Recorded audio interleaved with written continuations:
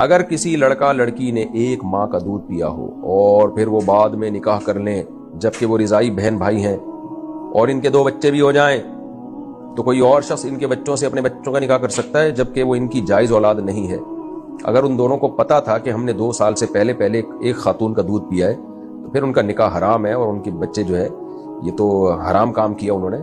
تو لیکن ظاہر ہے بچوں کا تو کوئی قصور نہیں ہے نا، تو ان کے بچوں سے نکاح جائز ہے، لیکن ان دونوں کمبختوں کا بائیکاٹ کریں، ان ماں باپ کا، یہ حرام کام جو کر رہے ہیں تو ان دونوں کا بائیکاٹ کریں، ان سے میل ملاپ جائز نہیں ہے۔ اور اگر ان بیچاروں کو پتہ ہی نہیں تھا تو پھر اب جب پتہ چل گیا تو فوراً ان سے کہیں کہ علیحدگی اختیار کریں، لیکن یہ پتہ چلنا 1-2 خواتین کے کہنے پر نہیں ہونا چاہیے۔ بعض دفعہ یہ ہوتا ہے کہ نکاح ہونے والا ہوتا ہے، کوئی خاتون چھری چھوڑ دیتی ہیں کہ انہوں نے تو فلانے کا دودھ پیا ہے،